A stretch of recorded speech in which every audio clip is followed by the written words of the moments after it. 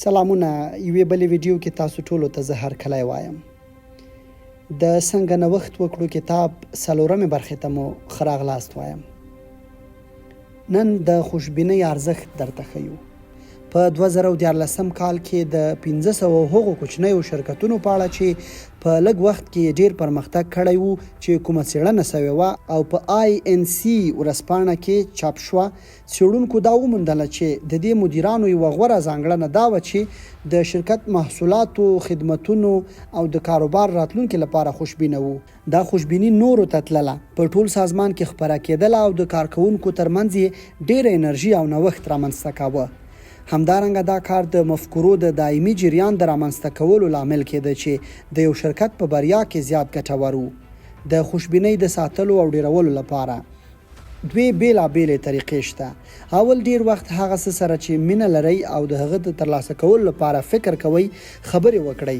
خوشبینه خلک سهار، غرمه او ماښام د خپلو موخو په اړه چې خپلو موخو او د مسایلو حل ته ورسیږي په لټه کې وي او فکر کوي. هغوی نړۍ له فرصتونو ډکه ویني. دویم، په هر کس یا شرایطو کې د مثبتو ټکو په لټه کې اوسئ. خوشبینه خلک ډاډمن دي چې د هرې مسئلې په دننه کې یوه د حل لاره پټه ده. هغوی باور لري که چیرته روڼې موخې ولري نو د هغه د ترلاسه کولو لپاره به هرومرو یوه لاره پیدا کړي. ستونزې ته نه تلل بل مهارت دی. کله چې یوه ستونزه راپېښېږي نو خوشبینه خلک له منفي شرایطو څخه د ښو یا ګټو ورو شیانو په لټه کې وي. د خوشبیناتو اصطلاحات. د خوشبینه خلکو یوه ځانګړنه دا ده چې هیڅکله د ستونزې له کلمې څخه کار نه اخلي او د دې منفي کلمې کارولو پر ځای راتلونکې پیښه یا سختي یا د شرط په نوم یادوي. وایي نن ورځ له جالبو شرایطو سره مخ شوم. په داسې حال کې چې د ستونزې کلمه د ویرې او تاوان احساس پیدا کوي، خو د شرایط کلمه یوې بېطرفه خنثی کلمه ده. تاسې له ستونزې سره لاس او ګریوان یاست، خو شرایطو سره یوازې کار لرئ. یوه غوره کلمه ننګونه ده. که چیرته ستونزه داسې وي چې له هغه سره مبارزه کوئ د ماتې د وخت او د پیسو د بېځایه مصرفولو لامل کیږي، ننګونه هغه څه دي چې له هغه سره مخامخېږئ. یعنی هغه شرایط چې ستاسو او د شاوخوا خلک پکې اوسیږي هغه له منځه باید ویسي. له دې وروسته کله چې یوه ستونزه پیښیږي کولی شئ داسې غبرګون وښیئ نن له جالبه ننګون سره مخ شوم. غوره کلمه بل فرصت دی. کله چې هر ستونزه یا سختی یو فرصت وګڼئ نو له هغه راتلونکو ډیرو فرصتونه چې مخته راځي حیران به شئ. په هغه صورت کې چې له پایل نه په هغه ستونزه کې نه وای ډوب شوي وای نو په هیڅ کله به مو نه لیدله. یو له هغو اړینو پوښتنو چې تاسې باید د هرې ستونزې د رامنځته کېدو په وخت کې له خپل ځان څخه وکړئ دا ده ولې دا موضوع ستونزمنه ګڼم. د دې لپاره چې په هر څه کې د یو ذهن ځواک وټاکل شي. ډیری وخت تاسو ته سختی او ماتې د یوې ډالۍ په بڼه استول کیږي تر څو چې ووینئ کومه تېروتنه خو به نه کوئ. تل هره سختۍ یا ستونزه یو فرصت وګڼئ چې دقیقاً په دې موده کې درته استول شوی تر څو په راتلونکي کې بریالي شئ. دا ډول تفکر د غوره مدیرانو طریقه ده. د ارزښتمن درس موندل. که چیرته په هرې ستونزې او یا سختۍ کې د ارزښتمن درس په لټه کې واوسئ کولی شئ چې د هر ډول شرایطو په مخامخېدلو سره خوشبینه پاتې شئ. د نړۍ یو لوی رښتیا دا دی چې په هرې ستونزې او سختۍ کې هغه درسونه پټ دي چې کولی شئ تاسو سره دا مرسته وکړي تر څو په راتلونکي کې بریالي واوسئ. راځئ یو تمرین ترسره کړو. د خپل ځان اوسنۍ لویه ستونزه یا سختۍ معلومه کړئ. فکر وکړئ دا ستونزه یوه ډالۍ ده چې تاسو ته استول شوې او ستاسو ژوند او د کار پرمختګ لپاره داسې یو درس ځان سره لري چې تاسې باید هغه زده کړئ. دا د څه دی؟ د ذهن تغذیه. پر یو بل بشپړ خوشبینه کس باندې بدلیدل.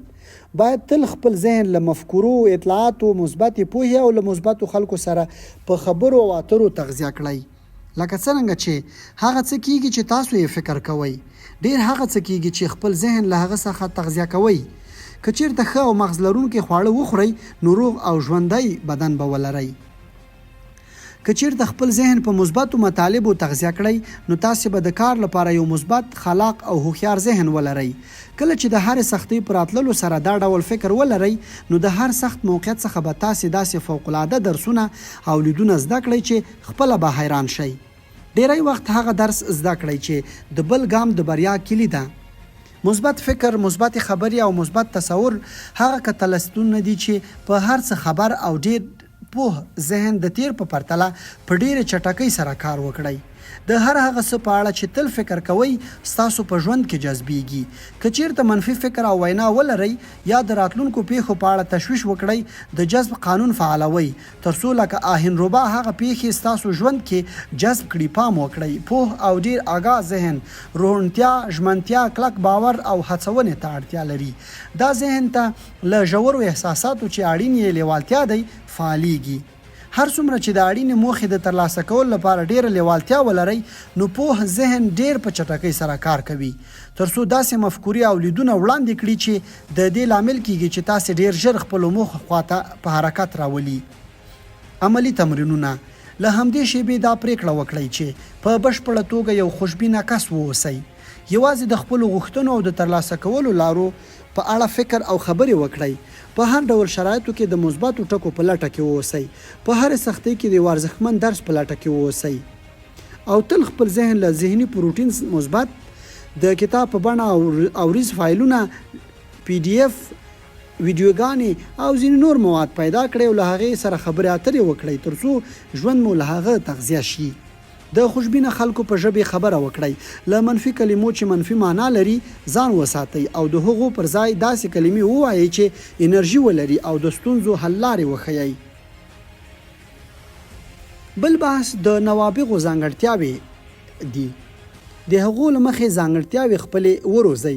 ډېری هغه ښځې او سړي چې د تاریخ په لړ کې نابغه نومول شوي څېړونکو د مطالعې لاندې ونیول ترڅو د هغوی فکري بهیر، کارونه او اصلي چلندونه معلوم کړي. هغوی دې پایلې ته ورسېدل چې د دې خلکو ډیره ډله برابر هوښ یا له هغه څخه لږ پورته لرل. هغوی د انشټاین په څیر خلک نه وو. دوی سره داسې ښکاري چې هغوی ټولو 3 ګډ چلندونه لرل. له نیکه مرغه دا چلندونه د زده کړې وړ دي. تاسې هم د دې چلندونو په تمرین سره کولی شئ هوښیار او لا هوښیار شئ. د نوابغو په دې 3 ګونو چلندونو کې مهارت پیدا کول تاسې ته خلاق فکر او د مسئلې حل در په برخه کوي. تمرکز. لومړی نوابغ د دې وړتیا لري چې پر یوه موضوع پرته له کومې ګډوډۍ 100% کې بشپړ تمرکز وکړي. دا د ذهن تمرکز وړتیا ځینې وخت CMP نومیږي. داسې ښکاري چې د ټولو خلاقانه بریاو او پرمختګونو لامل دی. پر یوه موضوع باندې تمرکز کول چې یوازینی مدیریت هم یادېږي. د اړینو موخو په ترلاسه کولو، د وخت مدیریت، د دندو په ترسره کولو او په ټولو خلاقانه کارونو کې ډیر اړین دی. له بده مرغه اوس ډیری کسان د خپلو پاشلو حواسو په بې انتها دریاب په ځانګړې توګه د ټکنالوژۍ د فن د پاشلو حواسو په دریاب کې راګیر دی. له موبایلونو او ټلیفونونو یې تل د زنګ غږ پورته کیږي او د بېدمې ورته پیغامونه راځي. سربیره پر دې همکاران تل مزاحم کیږي او د یو بل حواس ګډوډوي. په همدې وجه وایي د کار په سر کې نشو بل هیڅ کار تر سره کړو. پر یوې موضوع د تمرکز د کول باید داسې وي چې پرلپسې د وخت او د دمې ټول محدودیتونه وویل شي ترڅو په همغه دمه کې پرته له مزاحمت او ګډوډۍ کار تر سره کړي. کېدای شي د وخت په مدیریت کې اړین اصل چې په تمرکز او نوښت کې ژوندی رول لوبوي د ټولو مواردو لرې کول دي. هر ورځ د وخت په ځانګړې دمه کې خپل ټولې اړیکې له هرې ټکنالوژۍ سره له منځه یوسئ او خپل ځان ته یو ارامه فضا رامنځته کړئ. د خپل ذهن آرامول لکه د هغې خټې په څیر چې د سطل په لاندنۍ برخه کې کینی. د وخت 10 شپېته او 90 دقیقو دمو ته اړتیا لرئ. یوازې په دې شرایطو کې کولی شئ روڼ او اغیزناک فکر وکړئ. د علتۍ او معلول لې اړیکه لټون. د نوابغو دویمه ځانګړنه هغه وړتیا ده چې علتي معلولي اړیکې او کلي تصویر وګورئ. نوابغ د یوې مسئلې د حل لپاره د ټولو شونو لارو په ازمایلو کې آزاد فکره، منعطف او د ماشومانو په څیر کنجکاو دي. هڅه وکړئ کار، ځان او خپل کاروبار د یو اصلي سیستم د یو بخش د عنوان په څیر وګورئ. یعنی هر هغه جزئیات چې د شاوخوا خلکو له موضوعاتو سره اړیکه لري او پر هغوی اغیز کوي په پام کې ونیسئ. د دې پر ځای چې یو موضوع په جلا توګه د پام وړ وبولئ، ټول هغه موارد چې شونې دي پایله یې همغه موضوع شي یا له هغې موضوع وروسته پیښ شي هم په پام کې ونیسئ. خپل شرایط د یو لوی تصویر یوه برخه وګڼئ او د دې تصویر د اجزاو ټولې اړیکې وڅېړئ. د یوې حل لارې یا ځانګړې طریقې له ښوولو او میندو څخه ځان وساتئ. یو له هغو خنډونو چې د نوښت مخه نیسي دا دی چې یوه مفکوره له حد نه زیاته وغواړئ او ورسره ځان وتړئ. وروسته خپله ټوله هڅه د مفکورې پلور لپاره په نورو کې کاروو. که چیرته وشو کړای بل کس خپلې مفکورې سره یو ځای کړو د بریا احساس کوو، ان که چیرته په ډیر احتمال سره زموږ مفکوره ناسمه هم وي. هڅه وکړئ له خپلې مفکورې ځان آزاد کړئ او خلاص ذهن سره نورې ټولې شونې مفکورې په پام کې ونیسئ. ان که چیرته تاسې داسې یو مفکوره لرئ چې ستاسو په نظر فوق العاده ده، خو باید منعطف پاتې شئ.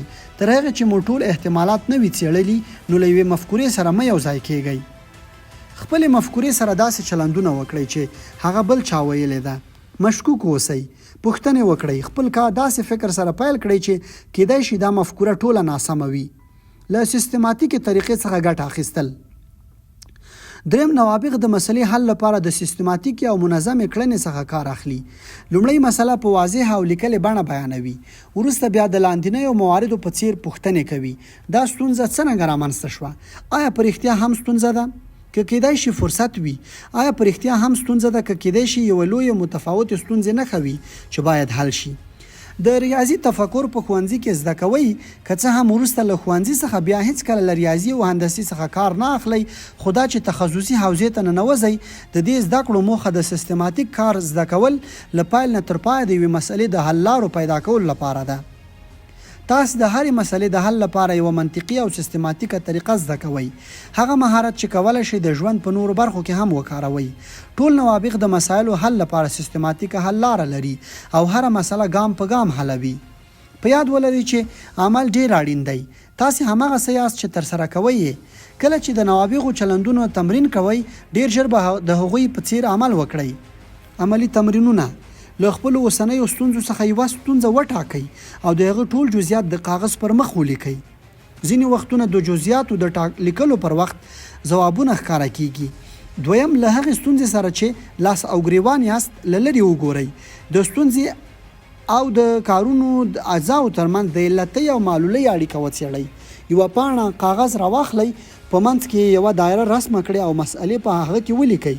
وروسته بیا د غټې خو د په څیر نورې څانګې رسمې کړئ او له هغوی سره د وصل شوو دایرو په منځ کې د بیلابیلو خلکو او عامل نومونه ولیکئ چې په دې مسله کې دخیل دي.